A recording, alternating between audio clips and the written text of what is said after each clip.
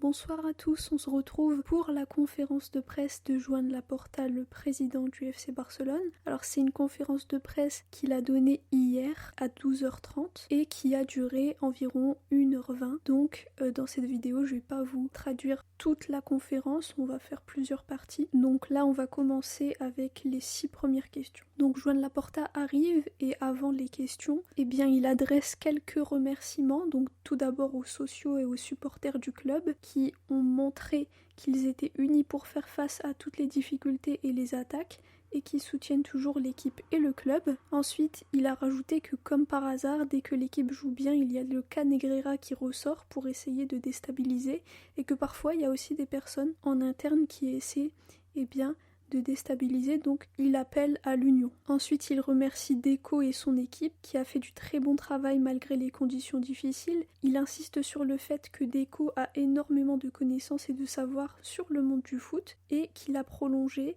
et très bien négocié plusieurs contrats cette année et qu'il a aussi recruté un staff médical et des préparateurs physiques très compétents.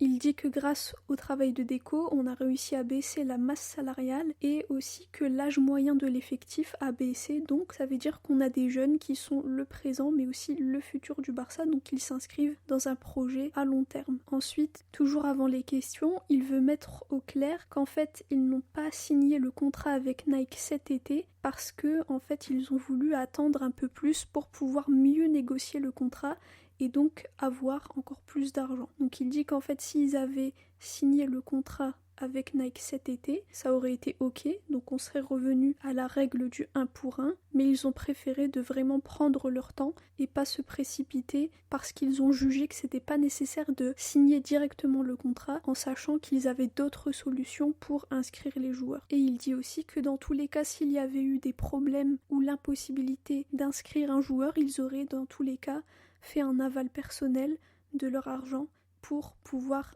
l'inscrire.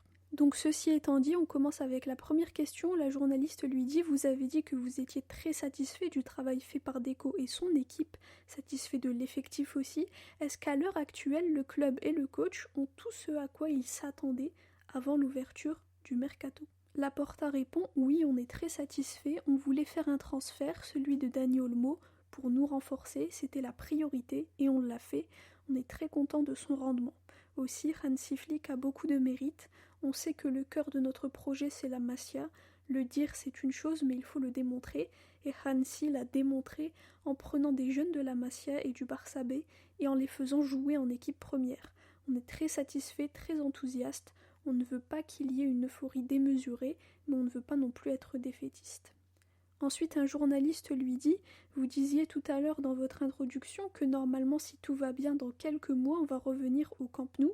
Est-ce qu'il y a une date concrète pour le retour au stade ?» Le président répond « Pour le moment, tout va comme prévu, au rythme qu'on avait planifié, et on a dit que d'ici la fin de l'année, ça devrait être bon. On ne veut pas fixer de date précise parce que si jamais le stade n'est pas prêt à cette date exacte, vous allez dire tu avais dit ci ou ça.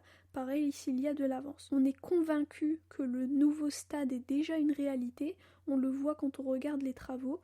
Tout indique que malgré tous les obstacles, parce que malheureusement il y en a tous les jours, mais on leur fait face et on passe au-dessus, à part cas de force majeure, d'ici la fin de l'année on pourra jouer dans le nouveau Camp Nou. On est très enthousiaste, motivé. Je vous ai dit que les résultats des activités ordinaires économiques seront positifs cette année et pourtant en jouant à Montjuïc on a perdu environ 100 millions d'euros. Donc on veut vraiment retourner au Camp Nou le plus vite possible. Ensuite un journaliste demande qu'est-ce qu'il manquait pour revenir à la règle du 1 pour 1 et est-ce que vous pensez que la Liga devrait être un peu plus flexible, surtout que tous les clubs ont du mal avec ces règles ?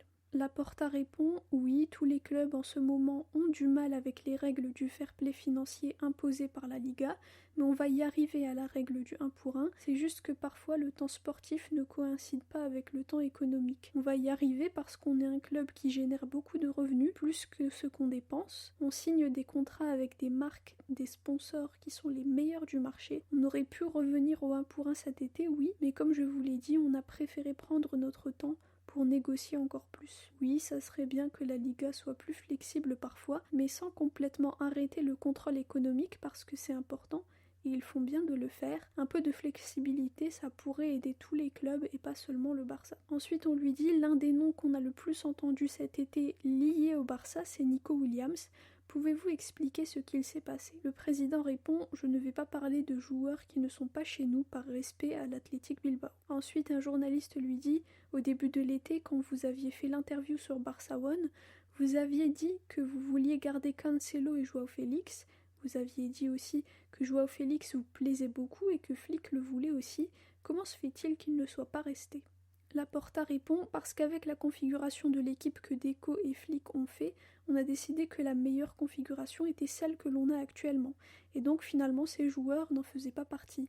Ils étaient en prêt et le prêt s'est terminé le 30 juin et ils ont pris des chemins différents avec Félix à Chelsea et Cancelo en Arabie. » Ensuite, on lui demande « Cet été, 12 joueurs ont quitté le Barça et seulement 2 sont venus.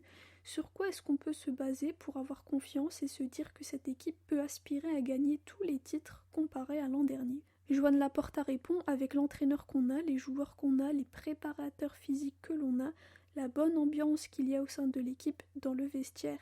Flick l'a dit, les joueurs sont comme une famille, ils sont tous très engagés. Il y a aussi beaucoup de renforts qui sont arrivés parce que les jeunes comme Casado, Bernal, Gérard Martin, Sergi Dominguez sont montés en équipe première. Il y aura aussi le retour des blessés. On espère qu'après la trêve, on pourra voir Frenkie de retour. On a tous hâte de revoir Gavi aussi.